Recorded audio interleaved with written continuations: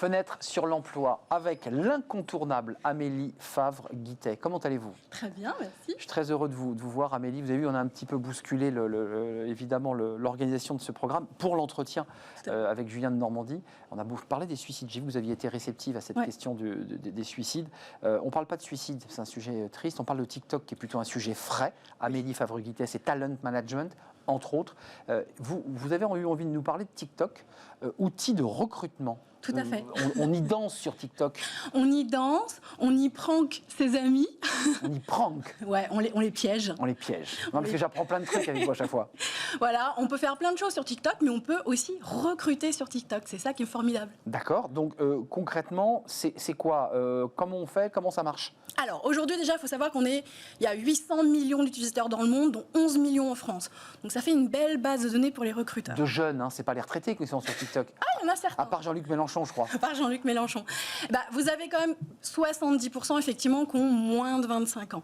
Et après, on est plutôt sur une tranche de 20% qui ont entre 25 et 35 ans. Mais c'est une belle cible pour les recruteurs, justement. Comment on fait ? Comment ça se passe ? Qu'est-ce qui se passe ? Les jeunes regardent, ils regardent les petits jeux avec je danse, j'ai mon copain qui danse. Et puis quoi ?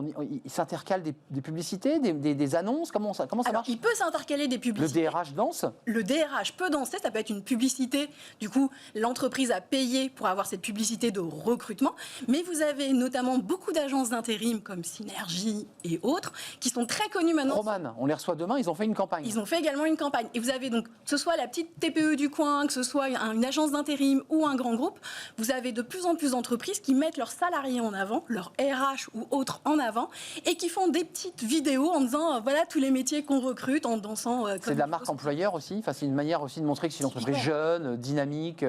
Ça permet de capter les jeunes qu'on n'arrive pas à capter par ailleurs parce qu'ils n'ont pas le bon CV, parce qu'ils connaissent pas les codes sur LinkedIn ou qu'ils n'arrivent pas à déposer leur CV sur les bases de données classiques. Et puis forcément, ça fait du bien à la marque employeur. Comment on se met en veille sur TikTok ? Parce que c'est vrai que TikTok, c'est quand même un espace, je reconnais que je n'y vais pas, mais je suis allé voir, qui est plutôt un espace de loisirs et de détente. Comment on se met en veille sur TikTok ? On dit tiens, je vais aller voir un peu ce qui se dit sur TikTok. On regarde ce qu'il y a sur TikTok. Vous y allez ? Vous n'êtes pas que sur LinkedIn. J'ai un compte TikTok. Je ne l'ai pas encore déclenché, mais c'est en projet pour septembre. D'accord, vous avez un compte sur TikTok. Ouais, pour justement booster la recherche d'emploi, le recrutement sur TikTok.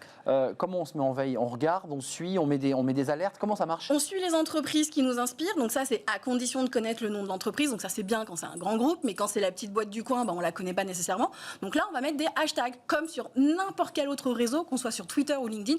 On met des hashtags pour retrouver justement les vidéos que les entreprises pourraient partager. Et puis, on va aussi mettre des mots-clés sur son profil pour justement indiquer que potentiellement, on est à la recherche d'un stage, d'une alternance ou d'un emploi.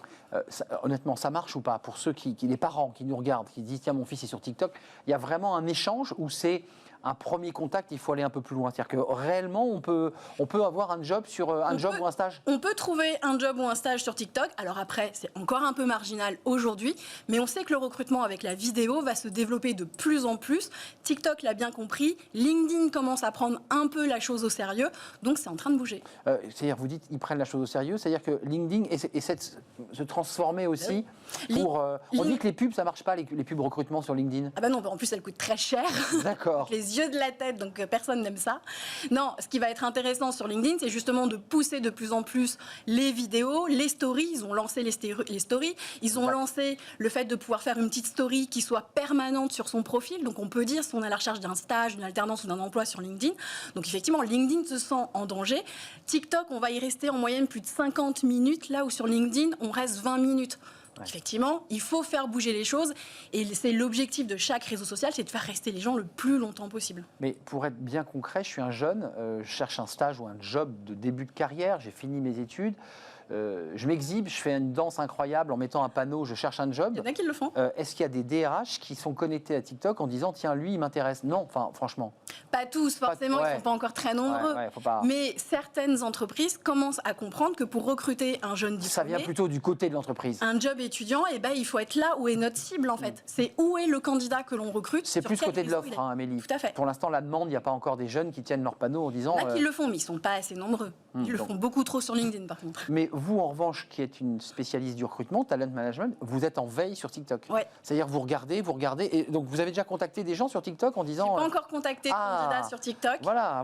On a été tenté, mais on l'a pas fait, parce qu'on a nos autres canaux qui sont assez efficaces. C'est ça. Mais c'est quelque chose qui nous tente bien. Bon, TikTok, ça commence, les recruteurs vous surveillent, vous observent, et donc peut-être un jour, eh bien, entre un pas de danse et une danse de 2 chats qui gigotent, vous serez peut-être recruté pour votre job.